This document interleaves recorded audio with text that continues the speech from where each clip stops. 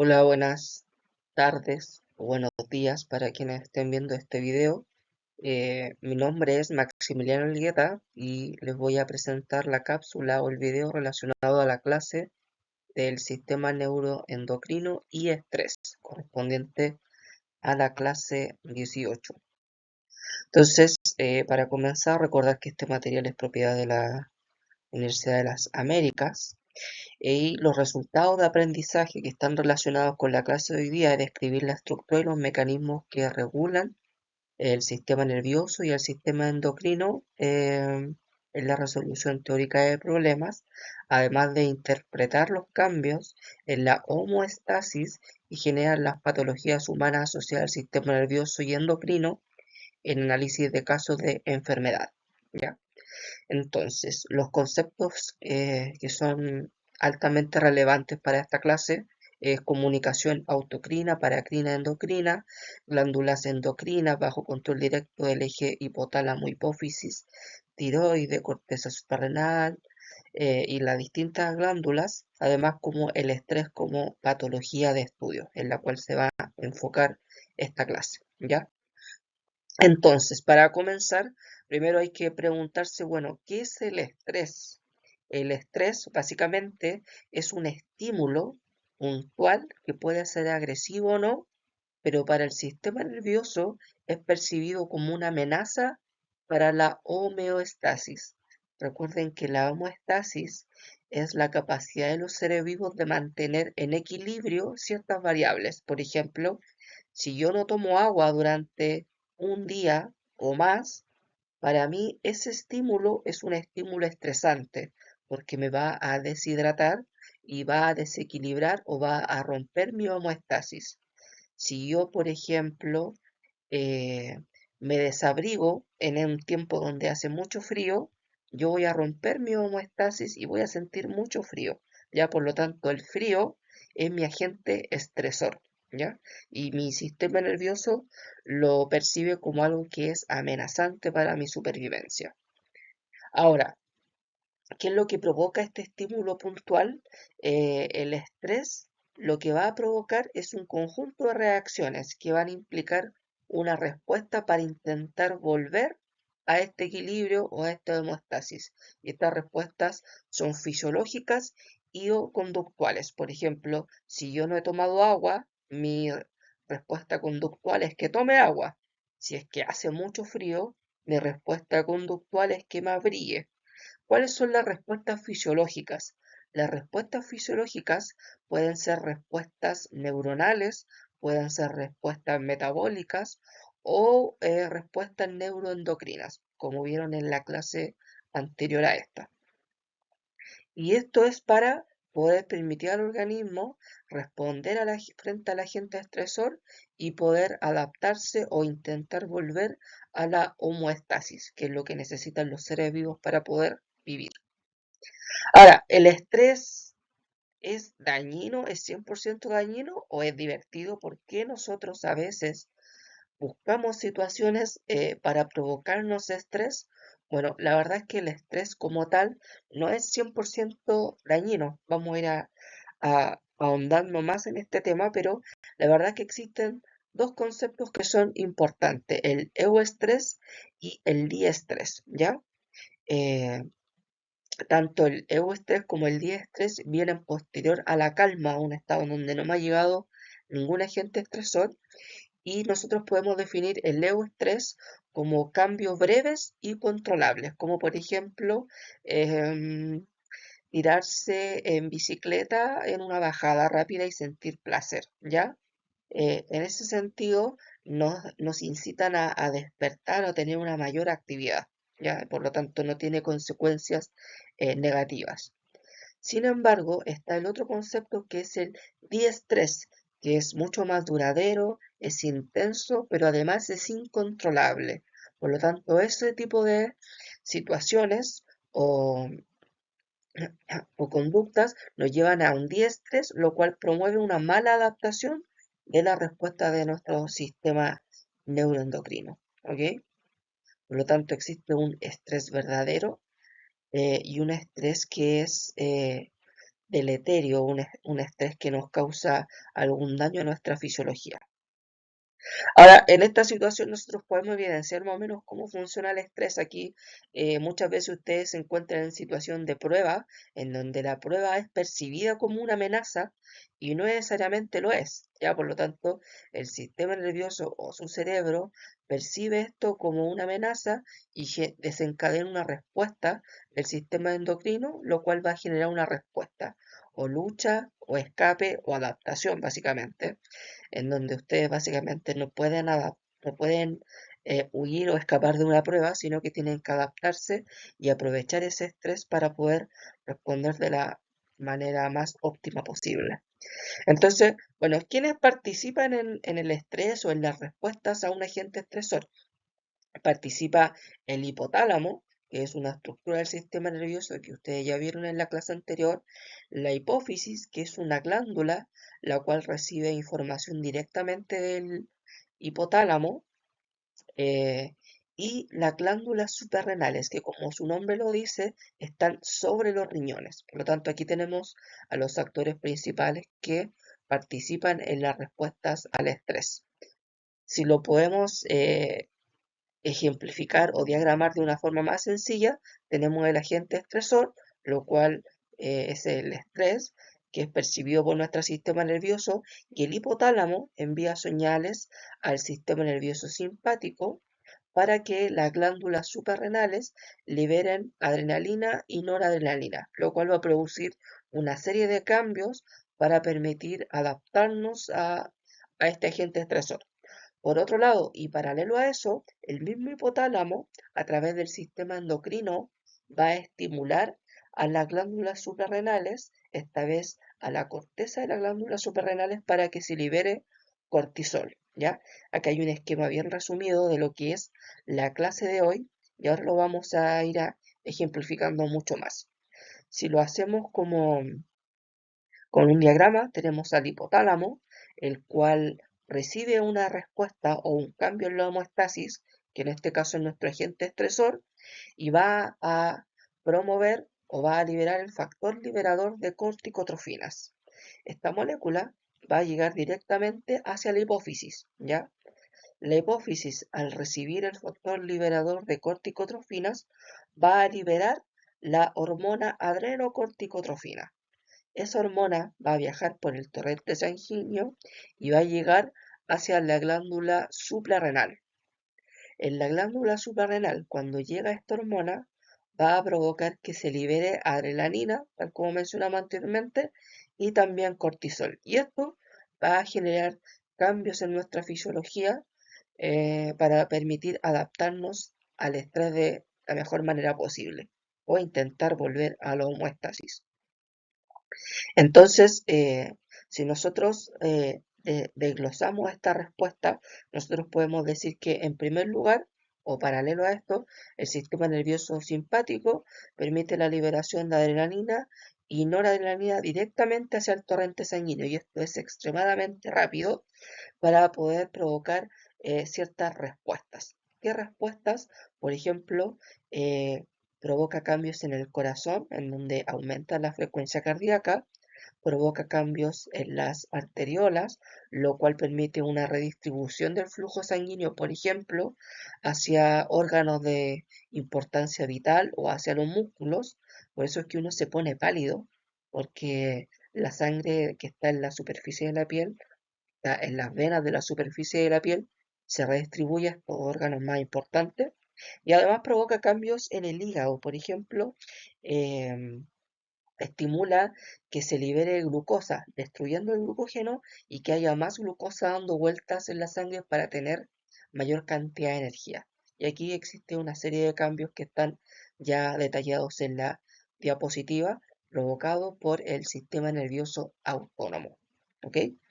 Por otro lado, y al mismo tiempo, de una forma un poco más lenta, tenemos acá la respuesta del eje hipotálamo, hipófisis y suprarrenal, que ya vimos anteriormente, ¿ya? Entonces, cuando existe un estrés o un agente estresor, el hipotálamo capta estos cambios Y tal como les dije, al segregar la hormona liberadora de corticotrofina, le ordena a la hipófisis que se libere la hormona adrenocorticotropa o adrenocorticotrofina en la circulación sanguínea, y eso provoca que en la corteza suprarrenal empieza a liberar al torrente sanguíneo cortisol, ¿ya? ¿Qué es lo que hace el cortisol? Tiene una acción similar a la adrenalina, de un efecto mucho más duradero. Por ejemplo, permite a los adipocitos, que son las células que almacenan grasa, que se liberen ácidos grasos para poder utilizarlos como energía cuando tenemos un estrés que dura mucho tiempo. Además, al músculo también le provoca cambios que estimula el catabolismo de glucógeno, es decir, que el glucógeno se rompe y se libera glucosa al torrente sanguíneo, y también al hígado, tal como la adrenalina, permite que éste siga destruyendo el glucógeno y liberando glucosa al torrente sanguíneo para asegurarnos que tengamos la energía suficiente para poder em, escapar o pelear frente a ese o adaptarnos frente a ese agente que es el agente estresor. ¿Ok? Ahora, eh, ya habíamos mencionado que la respuesta al estrés tiene una gran cantidad de, de acciones, ¿ya? Entonces, estas acciones generalmente son coordinadas para que nosotros podamos tener una respuesta adaptativa mucho mejor, ¿ya? En donde participa principalmente la musculatura y las vísceras. Sin embargo, cuando el agente estresor es persistente, se habla de un estrés crónico, es decir, que existe durante mucho tiempo valores de cortisol elevados en la sangre, ¿ya? Lo cual genera una serie de patologías o alteraciones, por ejemplo, hipertensión, colon irritable y diabetes mellitus. Esto es producido principalmente por el cortisol, que cuando está presente durante mucho tiempo en altos niveles en la sangre, comienza a alterar a otros órganos o a otros tejidos, ¿ya? Siguiendo con esto, nosotros podemos hacer una especie de- de resumen y decir básicamente que el sistema nervioso y el sistema endocrino actúan de manera bien coordinada para poder adaptarse al estrés. Sin embargo, tal como les mencioné anteriormente, cuando el estrés es prolongado o cuando los niveles de cortisol están altos durante mucho tiempo, genera ciertas alteraciones. Por ejemplo, problemas a la memoria, depresión y alteraciones incluso en el sistema inmune. Por lo tanto, eh, no es sorpresa que personas que padecen de estrés crónico se le empiezan a sumar otras patologías, como las ya mencionadas, ¿ya? Debido a que el cortisol también afecta al sistema inmune, a alteraciones a nivel neuronal, lo cual desencadena el problema en memoria o incluso depresión. Ahora, vamos a ahondar en este tema del estrés agudo en la memoria. Eh, la verdad es que la adrenalina, cuando es liberada por la médula suprarrenal, eh, es sensada por el nervio vago, lo cual estimula a otras neuronas de un núcleo que se llama núcleo del tracto solitario, la cual se comunican con una zona cerebral que se llama amígdala. La amígdala es una zona del cerebro que se encarga de captar ciertos estímulos que son aversivos o de miedo principalmente. Por lo tanto, cuando la amígdala se activa, producto de la acción de la adrenalina, se potencia la generación de memorias emocionales.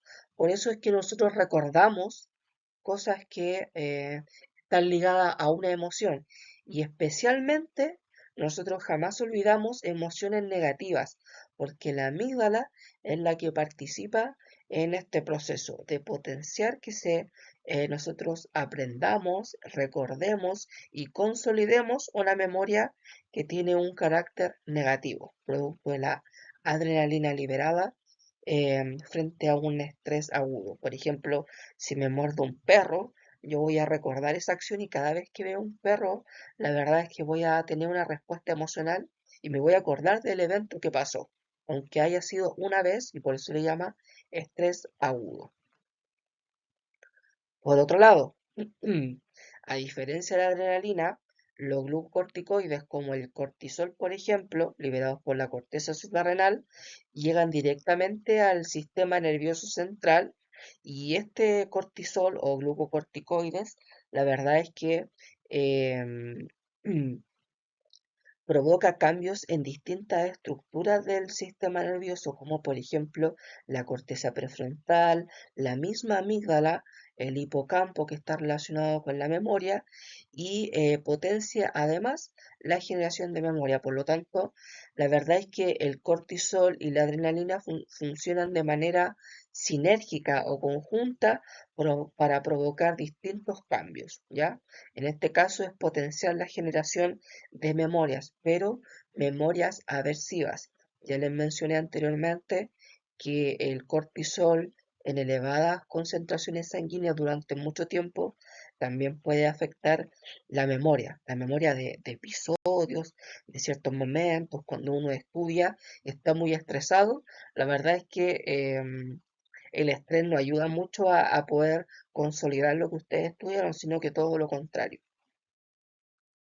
Ahora, el estrés crónico, tal como les dije, afecta la memoria, porque cuando es liberada, el cortisol atraviesa la barrera hematoencefálica, llega directamente al sistema nervioso y afecta a estructuras como el hipocampo. El hipocampo, recuerden que es una estructura relacionada con la memoria a corto plazo principalmente, y la corteza prefrontal que está relacionada con la memoria a largo plazo. Por lo tanto, el estrés crónico tiene efectos directos sobre la memoria, ¿ya? Y esto también es producido por la depresión, el estrés postraumático o enfermedad de Cushing, ¿ya? Por lo tanto, es importante que tengamos una noción amplia de la gran diversidad de efectos que tiene el estrés frente a nuestra salud, no solamente física, sino que también las consecuencias en la salud mental que puede provocar tener altos niveles de glucocorticoides dando vueltas producto del estrés crónico, ¿ya? Ahora, complementando esto, se ha demostrado que personas que tienen estrés crónico tienen una menor actividad en ciertas áreas corticales, existe una depresión del sistema nervioso, por lo tanto, eso disminuye el control que tiene la corteza prefrontal sobre las emociones, sobre las acciones y sobre los pensamientos. Por lo tanto, obviamente existen alteraciones no solamente a nivel neuronal, a nivel hormonal, a nivel de tejido, sino que también alteraciones a nivel conductuales y de pensamiento propiamente tal, ¿ya? Sin embargo, también se ha encontrado una relación entre el estrés crónico y patologías como la diabetes, ¿ya? Recuerden que los glucocorticoides como el cortisol afecta la liberación de azúcar, ¿ya? Que está en altas concentraciones en la sangre frente a un episodio de estrés o cuando nos afecta un agente estresor. Ahora, lo que hacen también es que afectan las células que producen la insulina. Estas son las células beta del páncreas, ¿ya? Entonces, como se ven afectadas las células que producen insulina, hay una menor cantidad de insulina. Bueno, ¿y qué hace la insulina? La insulina provoca que disminuyan los niveles de glucosa o de azúcar en la sangre. Por lo tanto, si hay un estrés crónico y la insulina está en pocas cantidades, voy a tener durante mucho tiempo altos niveles de azúcar o de glucosa en la sangre y eso obviamente va a provocar que genere una diabetes, primero una resistencia a la insulina y luego una diabetes propiamente tal, ¿ya? Ahora, recordando lo que les mencioné anteriormente, los glucocorticoides como el cortisol provocan un aumento de la glucosa y los ácidos grasos en la sangre, por lo tanto, esto aumenta aún más la probabilidad de desarrollar diabetes, como les dije, y resistencia a la insulina, ¿ya? Por lo tanto, existe una relación directa entre el estrés crónico provocado por los altos niveles de glucocorticoides y de diabetes propiamente tal, ¿ya? Así que para resumir, podemos decir que la liberación defectuosa de insulina y la resistencia a insulina producto del estrés obviamente pueden desencadenar la diabetes de tipo 2, ¿ya? Ahora, también se ha encontrado una relación directa entre el estrés y la verdad es que una alta cantidad de otras patologías, entre ellas la depresión, ¿ya? La depresión también es provocado eh, por alteraciones en los niveles de glucosa, o sea, perdón, de glucocorticoides que están dando vuelta en la sangre. Por lo tanto, tenemos acá eh, un resumen de las alteraciones que se producen como diabetes mellitus, enfermedades cardíacas, cáncer, alteraciones cognitivas, obesidad y también depresión. Por lo tanto, eh, vuelvo a recalcar que los altos niveles de cortisol que están dando vuelta por la sangre, junto con el efecto de la adrenalina, a largo plazo produce una gran cantidad de alteraciones al- a toda nuestra fisiología propiamente, ¿ya? Por lo tanto, aquí hay un resumen de básicamente en qué consiste la- el estrés y cuáles son las consecuencias que esto produce. Muchas gracias y que estén muy bien. Espero que esta cápsula le haya servido como resumen o como apoyo para poder entender em, esta patología que es el estrés y los agentes estresores. Hasta luego.